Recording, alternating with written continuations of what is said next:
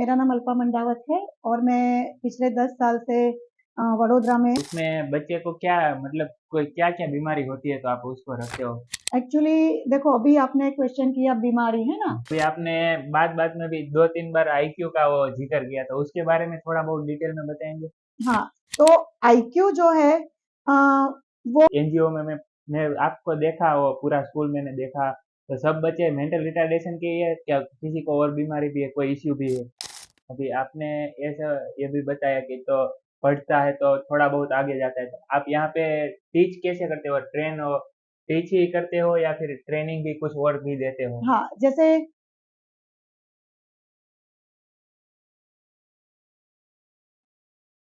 Hello दोस्तों, तो मैं मंथन मुड़िया आज अनकट पॉडकास्ट में एक ऐसे गेस्ट को लाया हूँ जो 10 साल से एक एनजीओ चला रहे हैं और मेंटल रिटार्डेशन के जो बच्चे पीड़ित है उसको टीच करते हैं और नई नई वो ज्ञान देते हैं। तो हम चलो उसके पास से ही जानते हैं कि क्या वो मेंटल रिटार्डेशन के बच्चे को क्या टीच करते हैं और कैसे कैसे उनको पढ़ाते हैं। तो कैसे हो मैम? नमस्ते। नमस्ते। तो पहले तो मेरे को ये बताओ, आप कितने साल से ये कर रहे हो? एक्चुअली मेरा नाम अल्पा मंडावत है और मैं पिछले 10 साल से वडोदरा में सुभानपुरा एरिया में मैं मेरा एनजीओ रन कर रही हूँ, श्री पार्श्व मेडिकल एंड एजुकेशन ट्रस्ट के नाम से, जिसके अंतर्गत हम दिव्यांग बच्चों की, मानसिक दिव्यांग बच्चों की कलरव स्पेशल स्कूल चला रहे हैं। ओके, तो उसमें बच्चे को क्या मतलब कोई क्या क्या बीमारी होती है तो आप उसको रखते हो? एक्चुअली देखो, अभी आपने क्वेश्चन किया बीमारी, है ना?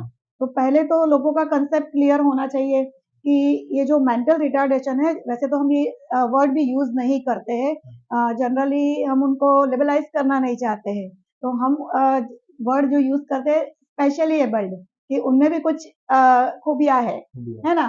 तो ये लोग मानसिक दिव्यांग है, हम उन लोगों को मेंटली रिटार्डेड नहीं बोलते हैं। दूसरी बात है कि ये बहुत ही स्पेशल खास बच्चे हैं और लोगों को के दिमाग में उनके प्रति बहुत अलग-अलग मान्यताएं होती है, जैसे कि ये तो पागल है या तो उसको तो कोई रोग हुआ है, जैसे आप ही ने बोला हाँ। कि डिसीज के बारे में, डिसीज। तो ये इट्स नॉट अ डिसीज, ये कोई रोग नहीं है, ना ही ये पागलपन है।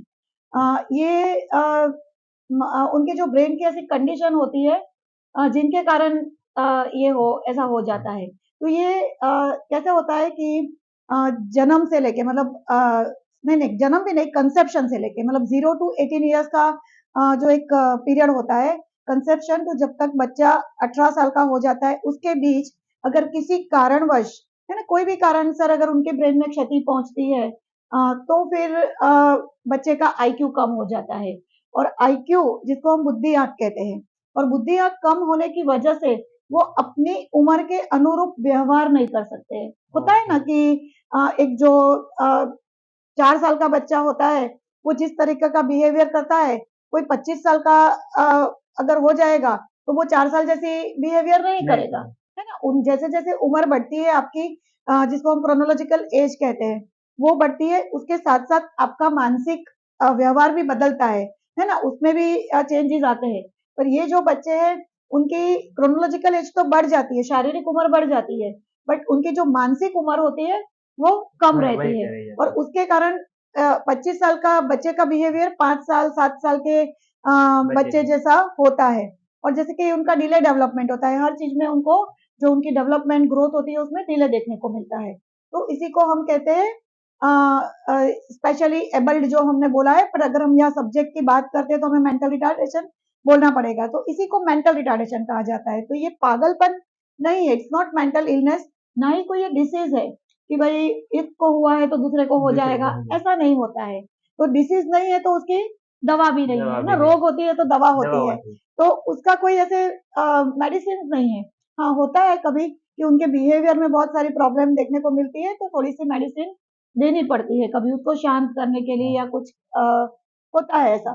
पर जनरली अगर मैं बोलूं तो उनका जो अनुरूप व्यवहार होना चाहिए अपनी उम्र के अनुसार, उसमें कमी देखने को मिलती है। उनका कॉग्निटिव जो डेवलपमेंट है वो कम होता है, क्योंकि बुद्धि आंक कम है तो वो पढ़ाई लिखाई में, एकेडमिक जो एक्टिविटीज होती है उनमें उनको प्रॉब्लम रहती है। तो ये ये है मेंटल रिटार्डेशन जो आपने बताया, बताए। जिसको हम लोग कहते हैं मानसिक दिव्यांग, और अच्छे से नाम अगर हम देना चाहें तो हम लोग उनको स्पेशली एबल्ड बोलते हैं।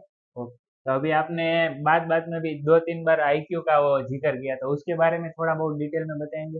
हाँ, तो आईक्यू जो है अ, वो काफ़ी लोगों को नहीं पता होती है कि भई जनरल उसकी रेंज क्या है ना? हम सब नॉर्मल लोगों का आईक्यू कितना होता है? तो आईक्यू मतलब बुद्धिआंक।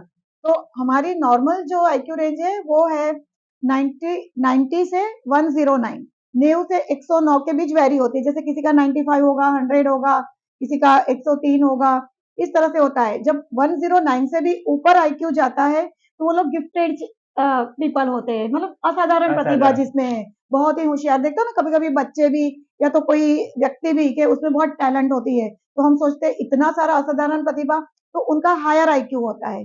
बट जब 90 से नीचे आईक्यू जाता है, बिलो 90, तो फिर थोड़ा एकेडमिक की जो एक्टिविटी है या तो जो भी पढ़ाई लिखाई में थोड़ा प्रॉब्लम देखने को मिलता है। तो 87 88 जो होता है उसको हम बॉर्डर लाइन बोलते हैं, कि वो लोग नॉर्मल स्कूल में इंटीग्रेशन कर सकते हैं, मतलब नॉर्मल स्कूल में पढ़ सकते हैं, भले उनके बहुत अच्छे मार्क्स से नहीं, पर पासिंग मार्क्स से पासिंग पास हो मार्क्स है। जाएंगे, या तो एक होता है ना 10 12 तक पास कर लेंगे। हाँ।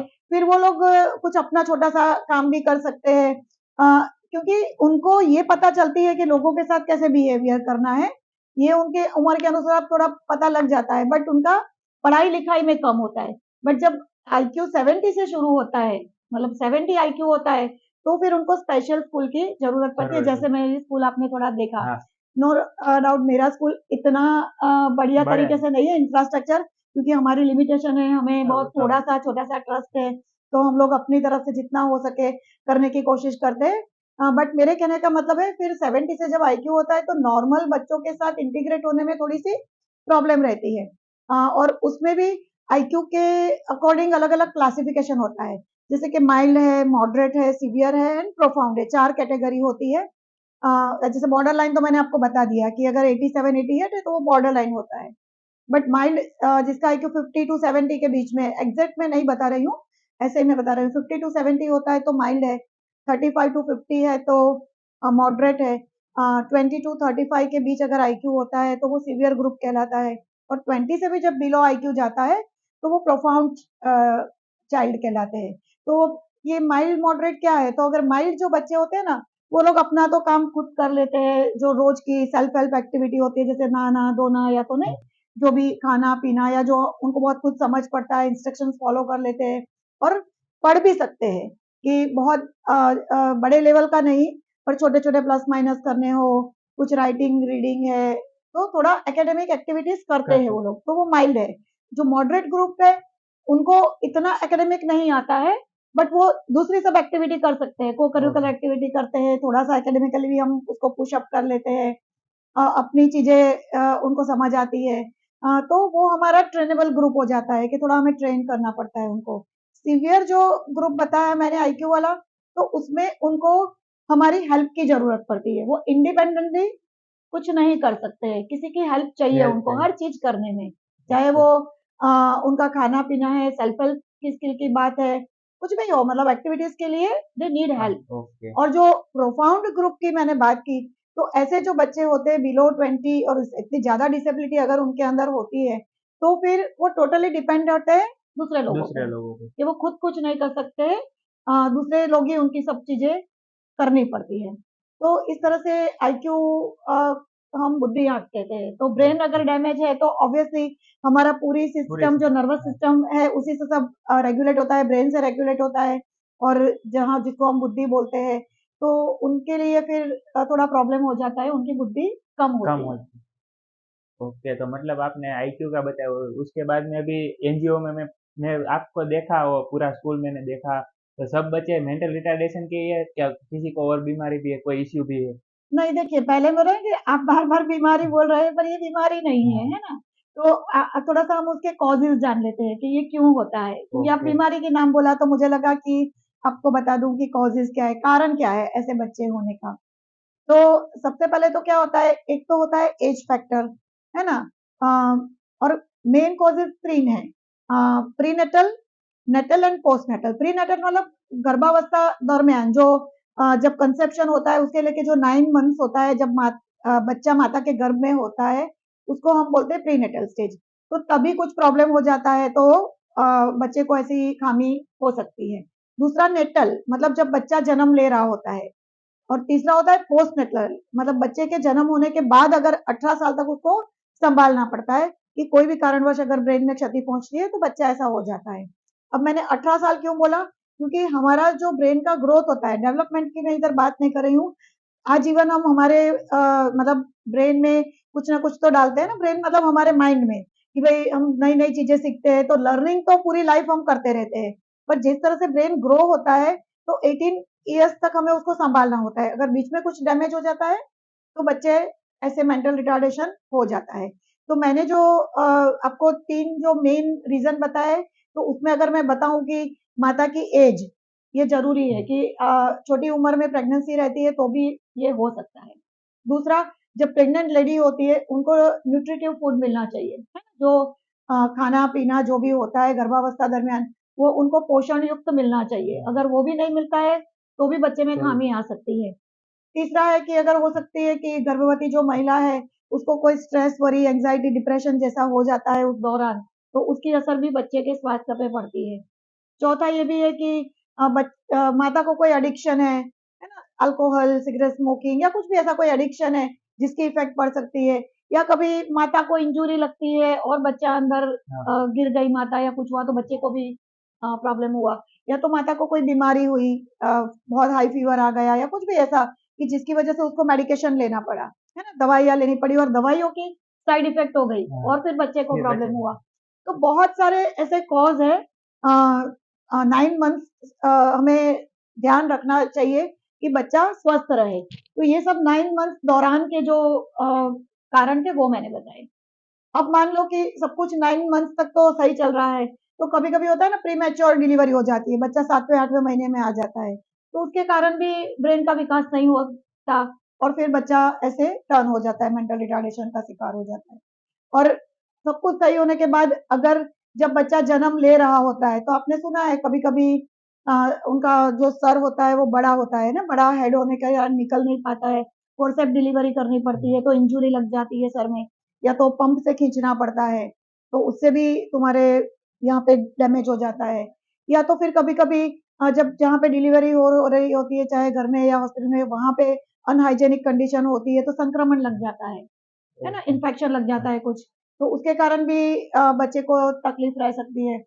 और उसके साथ में ये भी है कि जब गर्भनाड़, जिसको एम्बिलिकल कॉर्ड कहते हैं, वो बच्चे के गले के आजू बाजू बिटा जाती है ना, विटाल है। पूरा ही उसके आजू बाजू हो जाती है, तो उसके कारण भी उसका गला ये हो जाता है और उसके कारण भी उसको ब्लू बेबी टर्न हो जाता है। तो ये बहुत सारे कारण हैं जिसके कारण उसके सीजर डिलीवरी करते वक्त भी ऐसा होता है, कट लगाते वक्त कहीं पे उसके सर को इंजुरी पहुंच जाती है, तो बच्चा ऐसे हो सकता है, ब्रेन डैमेज होता है और फिर क्षति पहुंचती है तो बच्चा मेंटल रिटार्डेशन होता है।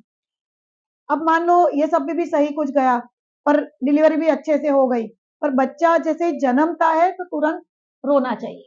हाँ, आपने सुना होगा कि बच्चा, डॉक्टर उसको उल्टा करके भी थपथपा के रुलाते हैं, क्योंकि रोना इसके लिए जरूरी है ताकि वो ब्रीथ कर सके, ऑक्सीजन ऊपर जा सके, और जब प्राणवायु जिसको हम बोलते हैं वो जब ऊपर जाता है तब वो स्वस्थ ब्रेन उसका वर्किंग कंडीशन में आता है। अदरवाइज थोड़ी सेकेंड्स की भी देरी होने पे ये होता है कि अ, बच्चा मेंटल रिटार्डेशन, उसका ब्रेन में क्षति पहुंच सच जाती है, है। क्योंकि हमारे ब्रेन में जो भी न्यूरॉन्स है, जो भी ब्रेन में छोटे छोटे मतलब ये नर्व्स जो होती है वो अपने हेयर से भी क्लीन होती है, तो ऑक्सीजन ना मिलने की वजह से वो डैमेज हो जाती है और फिर ब्रेन में क्षति पहुंचती है, और फिर ब्रेन के जो भी अंग कनेक्टेड होते हैं उस पार्ट में, उस अंगों में भी क्षति पहुंचती है, बच्चा सेरेब्रल पाल्सी हो जाता है जिसको मगज का लकवा बोलते हैं, हाँ, और मतलब हाथों में पैरों में तेरह कहाँ पे में भी आपको पैरालिसिस हो जाता है। तो ये भी एक कारण है कि बच्चा तुरंत रोना चाहिए। चाहिए। उसके बाद अगर देखें कि भाई कभी कभी बच्चा जो नवजात शिशु होता है वो जन्म से ही उसको जॉन्डिस, कमला हो जाता है, सुना होगा आपने हाँ, कि जॉन्डिस हो गया है या तो हाई फीवर आ हाई गया फीवर। है, तो उसकी वजह से भी ब्रेन में टेम्परेचर बढ़ जाता है ना बहुत, तो ब्रेन डैमेज हो जाता है। तो बहुत सारे ऐसे कॉज है, कभी कभी होता है कि बच्चा हाथ में से गिर जाता है हाँ, आफ्टर डिलीवरी, या तो 1 साल में या 6 महीने में कभी भी, तो ब्रेन में डैमेज पहुंचता है, तो वहां पे मेरा कहने का मतलब ये है कि 18 साल तक हमें ब्रेन का ध्यान रखना रखना है है। कि जब तक वो 18 साल नहीं हो जाए, पूरा ही ग्रो नहीं हो जाए, उसके बीच में कोई भी ऐसी कंडीशन अराइज होती है जिसके कारण अगर ब्रेन को क्षति पहुंचती है तो बच्चा जो होता है वो मेंटल मेंटल रिटार्डेशन हो जाता है। और जैसे मैंने बताया ये कोई डिसीज नहीं है, ना ये मेंटल इलनेस है, ना ही उसकी कोई दवाइयाँ है, दवाइयाँ है, तो फिर मेडिसिन है। लाइफ टाइम उसको ये कंडीशन में जीना जी पड़ता हाँ। है फिर। हाँ, ये नहीं है कि हम उसमें इम्प्रूवमेंट नहीं ला सकते, हम उनके बिहेवियर को चेंज कर सकते हैं, हम उनको बहुत कुछ सिखा सकते हैं, पर जो आईक्यू है उसको हम एकदम चेंज नहीं नहीं कर कर सकते सकते। हैं, ब्रेन को ठीक नहीं कर सकते हैं। तो ये इतने सारे जो कॉजेज मैंने आपको बताए, prenatal, natal, postnatal cause है, जिनकी वजह से बच्चा मेंटल रिटार्डेड हो हो जाता जाए। है। अभी आपने ऐसा ये भी बताया कि तो पढ़ता है तो थोड़ा बहुत आगे जाता है, तो आप यहाँ पे टीच कैसे करते हो? टीच ही करते हो या फिर ट्रेनिंग भी कुछ और भी देते हो? हाँ, जैसे मैंने बताया ना, पहले आपने क्लासिफिकेशन देखा आईक्यू के रिलेटेड, ठीक है? तो जब भी ये जो हमारी जगह है यहाँ पे हम कलरव जो स्कूल चला रहे हैं, तो मेरा कहने का मतलब ये है कि ये जो बच्चे हैं वो उसमें सभी बच्चे को मेंटल रिटार्डेशन तो है, पर ऐसा नहीं है कि अ, बस वही है, उनके साथ एसोसिएट कंडीशन होती है। जैसे मेंटल रिटार्डेशन उसके साथ ऑटिज्म, मेंटल रिटार्डेशन उसके साथ डाउन सिंड्रोम, मेंटल रिटार्डेशन साथ एडीएचडी, मेंटल रिटार्डेशन उसके साथ सेरेब्रल पाल्सी, जो मैंने मगज का लकवा बोला, और ये सभी एसोसिएट कंडीशन कही जाती है। उसके अलावा डिसलेक्सिया, डिस्ग्राफिया, डिसकैल्कुलिया, ये भी डिसऑर्डर्स है होते हैं। तो यहाँ पे अगर मैं थोड़ा समझाने की बात करूँ कि ऑटिज्म क्या है, तो ऑटिज्म को बोलते हैं स्वलिंगता, खुद में खोए रहना। तो ऐसे बच्चे हैं हमारे यहाँ भी कि काफी ऐसे बच्चे हैं कि जो खुद ही की दुनिया में रहते हैं, है ना? उनको बहुत शाय होते अच्छा। हैं, आई कांटेक्ट नहीं करते हैं लोगों के साथ, उनको भीड़ पसंद नहीं होती है, अकेले रहना पसंद होता है। स्टीरियोटाइप उनका एक बिहेवियर होता है, अगर घूमते रहते हैं तो घूमते ही रहते हैं, बॉडी रॉकिंग करते हैं, मतलब हमारे जो बॉडी पार्ट्स होते हाँ। हैं उसमें कोई भी एक बॉडी पार्ट्स का स्टीरियोटाइप मतलब रिदम चलता रहता है कंटिन्यू। कंटिन्यू। अगर ऐसे ऐसे हाथ के उंगली से करते रहते हैं तो करते ही रहते हैं, और बहुत शाय होते हैं, मैंने बोला ना किसी से बहुत मिलते मिलते जुलते हैं। जुलते नहीं है। तो ये होता है ऑटिज्म। ऑटिज्म दोनों में देखा जाता है, ऐसे जो बच्चे हैं हमारे स्पेशल नीड उसमें भी ऑटिज्म देखा जाता है, और हम जो नॉर्मल लोग हैं ना उनमें भी ऑटिज्म होता है। कई ऐसे नॉर्मल लोग होते हैं जो ऑटिस्टिक होते हैं। ओके, हाँ तो ओके। ये एक बात बताती हूँ मैं। दूसरा जो है डाउन सिंड्रोम, मैंने बोला। अब जो ये डाउन सिंड्रोम है वो जेनेटिकल डिसऑर्डर है ना, जिसको हम रंगसूत्र बोलते हैं, तो जीन्स बोलते हैं। तो ये उसको बोलते हैं 21 ट्राइसोमी, कि हमारा 21 नंबर का जो रंगसूत्र होता है वो स्प्लिट हो जाता है, 3 में डिवाइड हो जाता है, और वो ऐसा होता है कि ये जो जीन्स होता है वो बहुत पीढ़ी, 2-3 पीढ़ी तक वो रिसेसिव, मतलब एकदम डोरमेंट रहता है, और फिर 2-3 पीढ़ी के बाद अचानक एक्टिवेशन में आ जाता है। तो किसी की मदर या उसके भी मदर मदर को ऐसा मतलब चाइल्ड होगा, फिर 2 पीढ़ी तक तो नहीं होगा, और फिर अगेन अगेन। वो किसी को एक्टिवेट हो जाएगा और उसको होगा। तो अगर हमें फैमिली हिस्ट्री पता होती है तो पहले से हम मेडिकेशन कर सकते हैं, दवाइयाँ ओके। लेके रोकने की कोशिश रोकने कर की सकते हैं, तो कोशिश। उसमें थोड़ी सी सक्सेस मिलती है डाउन सिंड्रोम में, कि पहले से पता होती है कंसेप्शन करने से पहले कि भाई हमारी फैमिली हिस्ट्री में ऐसा कुछ है, तो फिर हम डॉक्टर से सलाह मशवरा करके अगर हम कंसेप्ट करते हैं तो चांसेस है कि डाउन सिंड्रोम डाउन। बच्चा ना हो। और डाउन सिंड्रोम जो बच्चे होते हैं वो एक तरीके के लगते हैं, मंगोलियन फेस, आपने मंगोलियन चाइल्ड सुना होगा। तो ऐसे उनके जो फेस होते हैं वो एक जैसे होते हैं हर बच्चे के, स्क्विंट आईज होती है, आईज थोड़ी स्क्विंट होती है, जो उनकी टंग भी होती है वो थिक होती है, हाथ में भी बहुत कम रेखाएं होती है और बहुत कटी कटी हुई होती है, और वो ड्रूलिंग भी कभी उनको होता है। डांस म्यूजिक का उनको बहुत शौक होता है, वो लवेबल होते हैं और उनको सर्दी खांसी ज्यादा लगने के चांसेस रहते हैं। तो ऐसे जो बच्चे होते हैं वो भी मेंटल रिटार्डेशन का एसोसिएट कंडीशन में आता है। दूसरा मैंने बताया एडीएचडी, उसका मतलब ये होता है attention deficit hyper active disorder. तो नाम से ही पता चलता है बहुत ज्यादा हाइपर एक्टिव होते हैं, कि इतनी एनर्जी होती है कि संभाल नहीं पाते हैं ना, जब बहुत ज्यादा एनर्जी बढ़ जी। जाती है तो वो लोग धमाल करते हैं, किसी को नुकसान करते हैं, नुकसान। खुद को भी नुकसान करते हैं, खुद को इंजुरी पहुंचाते हैं, एक जगह पे शांति से बैठ नहीं सकते, हाइपर एक्टिव होते हैं ना, कोई एक जगह पे वो फोकस नहीं कर पाते, कॉन्सेंट्रेट नहीं कर पाते हैं। तो ऐसे बच्चे हैं, तो उनकी वजह से भी क्या होता है ना, पढ़ाई में भी फिर कंसंट्रेशन की जरूरत कौन सा? होती है तो वो नहीं होता है, तो पढ़ाई में फिर वीक रह जाते हैं वो लोग, और ऐसे जैसे मैंने ऑटिज्म का बताया उसी तरह से इन बच्चों का भी होता है। एडीएचडी जो पीपल होते हैं वो मेंटल रिटार्डेशन के साथ भी होते हैं, और अगर नॉर्मल भी हम काफी लोग हैं जो एडीएचडी होते हैं, हम सब नॉर्मल लोग हैं। और होता है ना, अपने आपके फ्रेंड सर्कल में भी देखा होगा, कोई लोग बहुत ज्यादा हाँ एक एक्टिव होते हैं और बहुत ज्यादा एनर्जी होती है, और वो लोग ऐसे बोलते हैं ना, अरे थोड़ा शांत रहो, हाँ इतनी क्या जल्दी है, तो हाइपर एक्टिव होते हैं। तो वो दोनों में देखा जाता है, ऐसा नहीं है कि सिर्फ मेंटल रिटार्डेशन है तो हाँ एडीएचडी है। और उनको भी अ, हमें मतलब बहुत सारी चीजों से एक्टिविटी देके हम उनको शांत कर सकते हैं, वो हम आगे देखेंगे। बाद में मैंने आपको एक बताया कि सेरेब्रल पाल्सी, तो सेरेब्रल पाल्सी जो है जो मगज का लकवा हो जाता है, जो हमने सुना है ना, तो उसकी वजह से उनकी जो भी नस दब जाती है हमारी। एज अ मैं तो डॉक्टर तो नहीं हूँ, पर मैं आपको सिंप्लीफाई वे में समझाने का प्रयत्न करती हूँ कि जिस तरह से पूरा एक साइड का अंग आपका डैमेज हो जाता है, जिसमें पैरालिसिस हो जाता पैरालिसिस है, किसी में एक दूसरी साइड का अंग हो जाता है, या तो लेफ्ट या तो राइट, कभी ऊपर नीचे के अपर लिम्ब जो होते हैं वो, या तो लोअर लिम्ब नीचे के दो पैर, या तो कभी एक लिम्ब एक हाथ या एक पैर। तो उस हिसाब से अलग अलग टाइप से हमें ये लग सकता है, जिसकी वजह से हमारे में लोकोमोटर इम्पेयरमेंट आ जाता है, मतलब हलन चलन हाँ की खामी आ जाती है। और ब्रेन तो वैसे ही डैमेज होता ही है, तो इसीलिए उनको मेंटल रिटार्डेशन में मेंटल तो हम डाल ही सकते हैं। और उसके भी अलग अलग मतलब नाम भी है, डायप्लेजिया, हेमिप्लेजिया, मोनोप्लेजिया, बहुत सारे, क्वाड्रिप्लेजिया की चारों चार अंग अगर डैमेज है तो क्वाड्रिप्लेजिया हम बोलेंगे। तो कभी कभी होता है कि हलन चलन में प्रॉब्लम रहती है, कोई चीज उठाने में प्रॉब्लम रहती है, क्योंकि हाथ में अगर ऐसे है तो हाँ होल्ड नहीं कर बोल सकते नहीं हैं। सकते तो और कोई तो बेड रिटर्न भी होते हैं कि उठ ही नहीं सकते, टोटली डिपेंड होते हैं। तो बहुत सारी ऐसी कंडीशन होती है जो ब्रेन डैमेज होने की वजह से इन बच्चों को सफर करना पड़ता है। पर मुझे दुख तब होता है जब लोग इन बच्चों को पागल कहते हैं, और समझते नहीं है कि ये लोग पागल नहीं है, उनमें थोड़ी सी बुद्धि हमसे कम है, कम और बिहेवियर प्रॉब्लम इनमें ज्यादा होते हैं। बिकॉज मैंने बताया ना कि भाई उनको कुछ समझ नहीं आती है, इसलिए वो कुछ भी बिहेवियर करते हैं।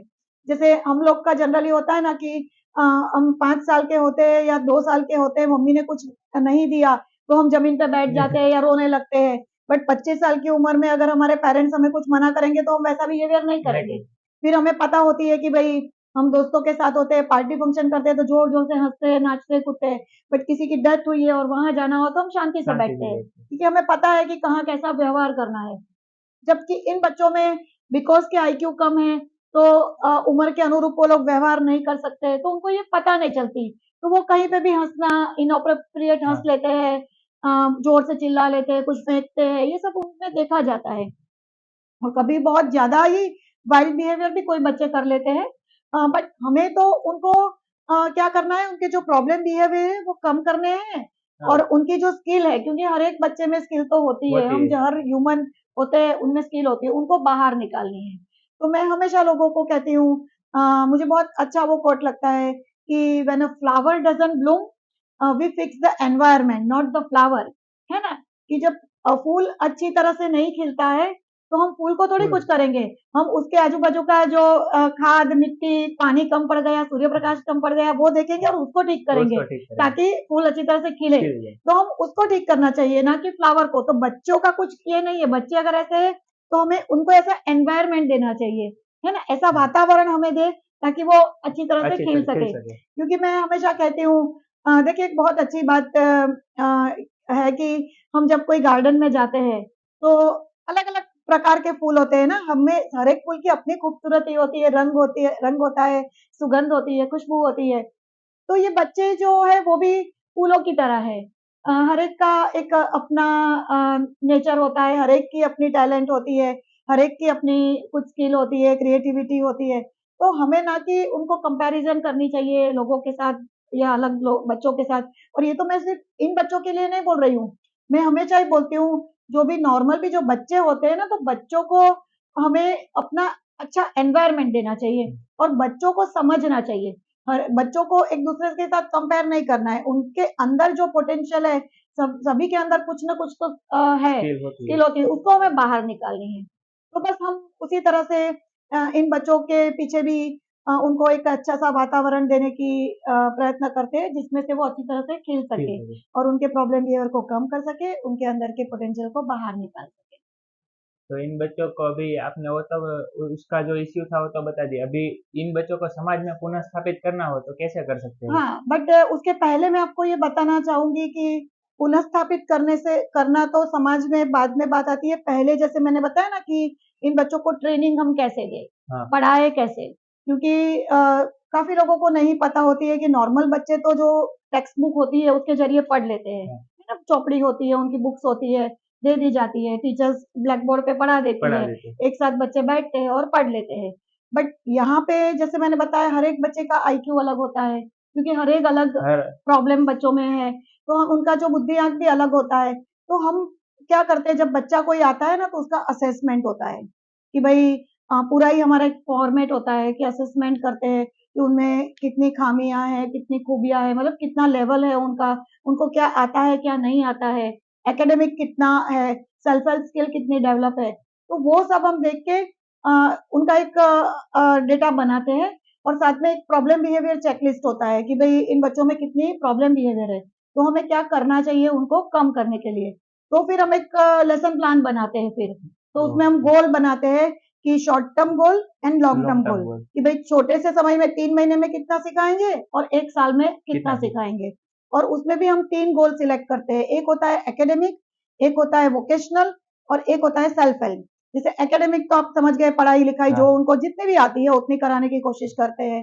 वोकेशनल में ऐसी चीजें सिखाते हैं कि भाई जीवन निर्वाह के लिए वो लोग कुछ कर सके, भले वो 100 रुपया कमाए, पर जैसे होता है ना पेपर पेस्टिंग करना, पेपर बैग बनाना, थोड़ा सा सिलाई मशीन का काम जो लड़कियां होती है उनको थोड़ा सिखाते हैं।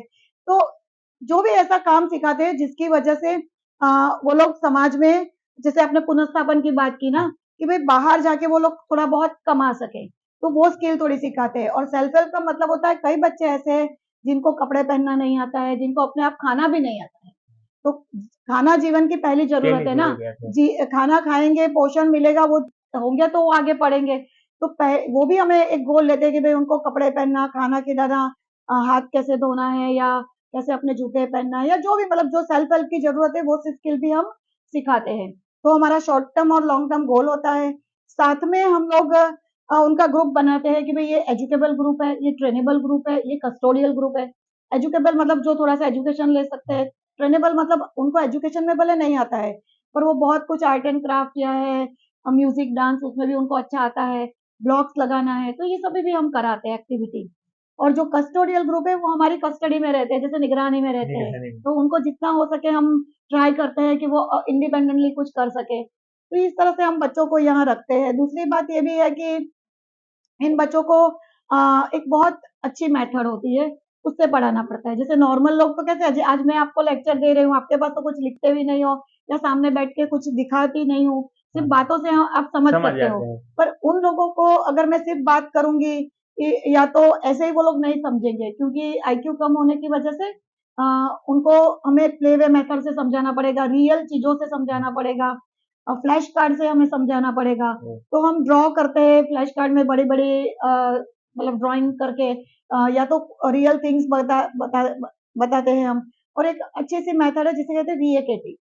और VAKT जरूरी नहीं है कि सिर्फ इनके लिए अप्लाई, इनके लिए तो जरूरी है, पर नॉर्मल भी अगर किसी बच्चों को हम VAKT मेथड से पढ़ाते हैं तो वो जल्दी से समझता है, वो जल्दी से वो चीजें को कैचअप कर सकता है।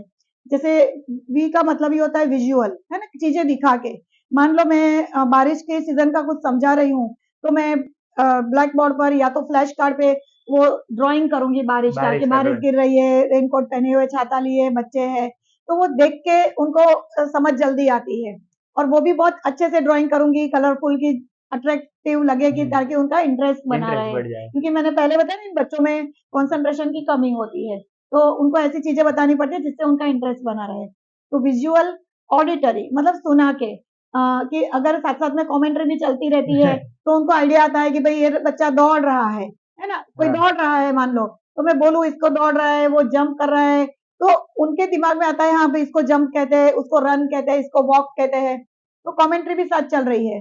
साथ में काइनेस्थेटिक मूवमेंट, कि अगर जैसे अभी वही मैं एग्जांपल फिर से करूंगी कि मैं दौड़ रहा बोलती हूँ तो साथ में कोई दौड़ दौड़ के दिखाए, है ना, मूवमेंट करेगा, ये दौड़ना कहते हैं, इसको जंप कहते हैं, इसको बैठना कहते हैं। तो वो मूवमेंट भी अगर दिखाएंगे तो उनको ज्यादा समझ आती है। उसको काइनेस्थेटिक कहते हैं। और टैक्टाइल मतलब महसूस करा के, टच करा टच के, करा के। जैसे गर्म क्या है, ठंडा क्या है, ये रफ सरफेस है, ये स्मूथ सरफेस है ना। और जैसे सॉल्ट है या तो नमक का टेस्ट करा के या स्वीट टेस्ट करा के, इसको स्वीट कहते स्वीट हैं। कहते हैं। तो ये जब आप इस तरह से बच्चे को पढ़ाते हो तो उसको जल्दी मेमोराइज हो जाता है और वो लोग जल्दी कैचअप कर सकते हैं, स्पेशली इन बच्चों को। वैसे तो सभी बच्चों को ऐसे सिखाएंगे तो बहुत अच्छी से वे में वो सीखेंगे। साथ में हम लोग उनको थोड़ा प्ले करके भी दिखाते हैं कि मान लो मैंने अभी मानसून सीजन का बोला, तो जैसे एक बच्चे को खड़ा करके हम उसको रेनकोट पहनाएंगे, कोई दूसरे को छतरी, रियल छतरी लाके रखेंगे, अम्ब्रेला, फिर उसको खोल के बताएंगे कि जब बारिश की सीजन आती है तो ये सब देखने को मिलता है। तो बच्चा जब बाहर देखता है किसी ने छतरी लगाई है, रेनकोट पहना है, बारिश गिर रही है, तो पता चलता है इसको मानसून कहते हैं। रियल चीजों से भी उनको ज्ञान जैसे देते हैं तो उनको जल्दी मेमोरी हो जाती है। फिर उनको रिपीटेशन की जरूरत होती है कि आप एक बार सुन लोगे आपको याद रह जाता है, पर उनको बार बार रिपीट करना पड़ता है। तो काफी रिपीटेशन की जरूरत होती है, मोटिवेशन की जरूरत होती है, उनको री की जरूरत होती है। मतलब कुछ कहना पड़ता है, शाबाश, वेरी गुड बेटा, या तो कभी ये भी बोलना पड़ता है कि तू इतना कर लेगा ना तो तुझे बाहर घूमने ले जाएंगे, या इतना कर लेगा ना तो चॉकलेट मिलेगी। तो अलग अलग टाइप के री देने पड़ते हैं ताकि वो लोग इंटरेस्ट से पढ़े, मोटिवेट हो पढ़ने के लिए या कुछ भी एक्टिविटी करने के लिए। हमारे लिए पढ़ाई अकेले इम्पोर्टेंट नहीं है। जब मैं ये स्पेशल नीड दिव्यांग बच्चों की बात करती हूँ, हमारे लिए तो अगर कोई बच्चा पढ़ाई में भले कुछ भी नहीं आता हो उसको, पर अगर उसको अपने हाथ से खाना खाना नहीं आता है और 1 महीने की ट्रेनिंग के बाद अगर वो खाना खुद खाने का सीख गया ना, वो हमारे लिए बड़ी विक्टरी है, बड़ी बात है, बड़ा एजुकेशन है। किसी बच्चे को अगर कुछ छोटी मोटी चीज भी आती है ना, छोटा सा भी उसमें डेवलपमेंट होता है तो हम बड़े खुश हो जाते हैं, क्योंकि वो जरूरी है। आज सिंपल सी बात है कि अगर कभी मान लो बच्चे का कोई है नहीं, खाना तो उसे कोई भी दे देगा, पर इतना तो कोई नहीं बैठेगा कि उसको खिलाए। माँ बाप तो फिर भी कर लेते हैं, तो एटलीस्ट थाली तो कोई भी परोस देगा, खाना तो तुम्हें पड़ेगा। तो पहले बेसिक जो है सेल्फ हेल्प, वो हमारी प्रायोरिटी रहती है कि वो उसको आना चाहिए। तो उसमें भी डेवलपमेंट होता है तो हम खुश हो जाते हैं कि बच्चे ने कुछ सीखा। तो सिर्फ पढ़ाई एकेडमिक अकेला इम्पोर्टेंट यहाँ नहीं होता है। तो इस तरह से हम बहुत इन बच्चों को ऊपर लाने की कोशिश करते हैं, उनको डेवलप करने की कोशिश करते हैं। और बस हमारा मकसद यही है कि अ, हर एक मतलब पेरेंट्स को मैं ये कहना हमेशा चाहती हूँ कि अगर आपके पास ऐसे बच्चे हो तो उसको घर पे मत रखो, स्कूल में भेजो। चाहे कभी कभी लगता है कि ये लोग तो क्या करने वाले हैं ना, इसको हम ऐसे ही छोड़ देते हैं कि आगे जाके वो कुछ करेगा नहीं, पर ऐसा नहीं है, कुछ तो वो लोग सीखेंगे। ऐसे बोलते हैं ना कि बंद पड़ी हुई घड़ी भी जो होती है वो दिन में 2 बार सही टाइम बताती है। तो ये तो जिंदा बच्चे हैं, कैसे नहीं करेंगे, बहुत कुछ कर लेते हैं, सिखाना चाहिए। दूसरी बात में देखो, ये बहुत सारे जो अवार्ड्स है वो उन्होंने ही जीते हैं, स्पोर्ट्स में जीते हैं, म्यूजिक में जीते हैं, डांस में जीते हैं, आर्ट इवेंट में जीते हैं, गरबा में जीते हैं। तो ऐसा नहीं है कि ये बच्चे कुछ नहीं कर पाते हैं। वैसे तो जीवन में देखो, हम भी अ, आगे बढ़ने के लिए किसी का सहारा लेके ही आगे बढ़ते हैं। कोई भी ऐसा नहीं होता है जो अकेला आगे बढ़ पाए, कहीं ना कहीं किसी के सहारे की वजह से जरूरत होती है। तो और प्रॉब्लम बिहेवियर भी अगर देखे जाए तो हम लोग भी कभी गुस्सा हो जाते हैं, हम लोग भी इरिटेट हो जाते हैं, तो हमारे में भी बहुत सारे प्रॉब्लम बिहेवियर होते हैं ना। तो ऐसे ही इन बच्चों में है, तो मुझे नहीं लगता दोनों में बहुत फर्क है। सिर्फ बात यह है कि अ, हमें थोड़ा सा हाथ आगे बढ़ाना है ना। तो अगर आपका ये क्वेश्चन था कि उनको समाज में रिहेबिलिटेशन कैसे कर सकते हैं, पुनर्स्थापित, तो पुनर्स्थापित करने के लिए मैं बोलूंगी 3 एक ही थियरी है, एक्सेप्टेंस, एडजस्टमेंट एंड अडेप्टेशन, है ना। 3 है, एक्सेप्ट करना पड़ेगा, स्वीकार करना पड़ेगा, एडजस्ट करना पड़ेगा उनके साथ, है ना। हाँ हाँ, मिलजुल के, और जो भी कंडीशन तो अभी आ गई है तो उसके साथ कैसे हम एडजस्ट करें और उसको कैसे अडेप्ट करें, नई नई चीजों करके भी उनको कैसे हम पुनर्स्थापित कर सकते हैं। तो जैसे मैं थोड़ा बताना चाहूंगी कि पहले क्या होता है ना, जब बच्चा ऐसा जन्म लेता है कोई भी फैमिली में, तो पहले तो माता पिता ही नहीं स्वीकारते हैं और फिर बोलते हैं नहीं नहीं मेरे बच्चे को तो कुछ नहीं है। फिर घर वाले भी नहीं स्वीकारते, आजू बाजू वाले भी ऐसे ही बोलते रहते हैं, तो जब आप नहीं स्वीकारोगे तो समाज नहीं स्वीकारेगा। जब आप एक्सेप्ट करोगे कि नहीं मेरे बच्चे में कोई प्रॉब्लम लग रहा है तो मैं उसका ट्रीटमेंट कराऊं, है ना, तभी तो आप जाओगे दिखाने कि भाई मेरे बच्चे में प्रॉब्लम है। प्रॉब्लम नहीं मानोगे तो आप जाओगे नहीं। तो पहले स्वीकारो कि हाँ उसमें कुछ है, तो चलो मैं जाती हूँ डॉक्टर के पास या जहां भी आपको उसकी ट्रीटमेंट के लिए जाना पड़े। दूसरा, आप स्वीकारोगे तो समाज भी स्वीकारेगा, है ना। कभी लोग आजू बाजू वाले समाज सब उसका स्वीकार करते हैं। उसके बाद है एडजस्टमेंट, कि जब ऐसे बच्चे जन्म लेते हो तो जीवन में एडजस्टमेंट करना पड़ता है। कभी कभी क्या होता है, फैमिली में ये बच्चा जन्म लिया है, दोनों जन पति पत्नी जॉब कर रहे हैं, तो एक को तो छोड़ना पड़ेगा, क्योंकि बच्चे की देखभाल के लिए आपको रहना पड़ेगा। दूसरा, फाइनेंशियल एडजस्टमेंट भी करने पड़ते हैं, कि ऐसे बच्चे होते हैं तो हो सकता है उनकी कोई थेरापी शुरू हो जाए, उनके लिए कुछ ज्यादा ही मेडिकल कुछ करना पड़े, तो उसके लिए आपका बजट थोड़ा ये हो जाता है, तो उसको एडजस्ट करना पड़ता है। आपका टाइम का भी मैनेजमेंट करना पड़ता है। कभी होता है ना, इन बच्चों को मैंने बताया ना, कभी अगर खुद से खा नहीं सकते, नहा नहीं सकते, तो मम्मी लोग होते हैं या जो भी पेरेंट्स होते हैं, उनको उनकी देखभाल करनी होती है, तो काफी टाइम उनके पीछे चला जाता है। तो आपको टाइम का भी मैनेजमेंट करना पड़ता है। और बहुत बार होता है कि बहुत सारे ऐसे फंक्शंस होते हैं, सामाजिक फंक्शंस में आपको जाना होता है, तो उसका भी आपका कट लग जाता है। कभी तो उसको लेके नहीं जा सकते, कभी होता है कि आपको जाने की वजह से वहां वो ज्यादा प्रॉब्लम करता है तो आप नहीं जा सकते। तो ये सब चीजें होती है, पर आपको एडजस्ट करना पड़ेगा। उसके बाद अडेप्टेशन मैंने बोला कि भाई अडेप्टेशन मतलब होता है ना कि अगर एक बच्चा है, उसके हाथ ऐसे ऐसे हो रहे हैं और वो पेन अच्छे से पकड़ नहीं पाता या स्पून नहीं पकड़ पाता क्योंकि बहुत पतली है, तो उसको हम कुछ होते हैं ना बैंडेड लगा के, या तो मतलब ऐसी तो आजकल मिलने भी लगी है कि मॉडिफिकेशन कर देते हैं कि वहां का जो पकड़ने का ये जो पोर्शन होता है ना वो मोटा कर देते हैं, तो बच्चा आराम से होल्ड कर पाता है। ये पतला है तो उसकी ग्रिप नहीं आ रही है, पर ये मोटा हो जाता है तो उसकी ग्रिप आ जाती है ना। तो ऐसे मॉडिफिकेशन करने पड़ते हैं। जैसे कि एक बच्चा है, अगर वो चेयर में बैठता है और गिर जाता है तो आगे पाटिया लगाना पड़ता है ताकि वो गिर नहीं जाए। फिर आपके जो घर में जो फर्नीचर होते हैं वो भी ऐसे रखने चाहिए कि बच्चा आराम से उस पर बैठ सके, या जो टीवी या ऐसी कोई चीजें हैं वो इस तरह से रखो कि भाई उसकी रीच से बाहर होगी, कहीं वो गिरा नहीं दे। कोई कोई बच्चे करते हैं कि गिरा देते हैं, तो ये सब घर में मॉडिफिकेशन करने पड़ते हैं। बाहर भी हम होते हैं ना रैंप बनाते हैं कि भाई जो लोकोमोटर इंपेयरमेंट होते हैं तो व्हील चेयर ले जाने के लिए रैंप बना देते हैं। खाने में भी बहुत सारा करना पड़ता है। कोई कोई बच्चे होते हैं वो हार्ड नहीं निकल सकते, तो उनके लिए सॉफ्ट खाना तैयार करके मम्मी लोग को देना पड़ता है। बाथरूम भी होता है तो उसमें भी ऐसा होता है कि बाथरूम में भी वो लोग बैठने के लिए उनको अच्छे से व्यवस्था करनी पड़ती है, पकड़ने की व्यवस्था करनी पड़ती है। तो बहुत सारे मेरे कहने का मतलब है मॉडिफिकेशन करने पड़ते हैं जीवन में उनके अकॉर्डिंग, और ताकि वो लोग अच्छे से जी सके। तो इस तरह से 3A की थियरी है। और जैसे मैंने बताया कि समाज में स्थापित करने के लिए हमें लोगों में अवेयरनेस करनी पड़ेगी, कि लोगों में जागरूतिकरण के लिए प्रोग्राम करने पड़ेंगे कि भाई लोगों को समझ आए कि ये बच्चे जो है वो समाज का ही एक अंग है और हमें उनके लिए काम करना चाहिएगा। तो उनको जरूरत तुम्हारी दया की भी नहीं है, उनको जरूरत है आपके स्वीकार की, स्नेह की, साथ की और सहकार की। तो होप मुझे लगता है मैंने बहुत कुछ आपको ये जो मेंटल रिटार्डेशन क्या है, मानसिक दिव्यांगता क्या होती है वो बता दिया। तो पब्लिक को भी उसमें अवेयरनेस आएगी। वो तो मेरे मेरे माइंड में जो भी ख्याल था वो सब मैंने आपको बताया, आपने क्लियर किया, उसके लिए धन्यवाद। આવી જ રીતે આપણે अलग अलग कोई भी आपने ये किया, और भी लोग कहीं भी एनजीओ चलाते हैं, ऐसे ऐसे अच्छा रहता है। मतलब क्या है, लोगों स्वीकार करेगा तभी आगे हम बढ़ पाएंगे। समाज के साथ की तो जरूरत पड़ेगी ना, अकेले हम कुछ नहीं कर पाएंगे। सब मिलजुल के हम बहुत कुछ इस दुनिया में बदलाव ला सकते हैं, इस दुनिया को खूबसूरत बना सकते हैं, मुझे ऐसा लगता है। Thank you so much. Thank you.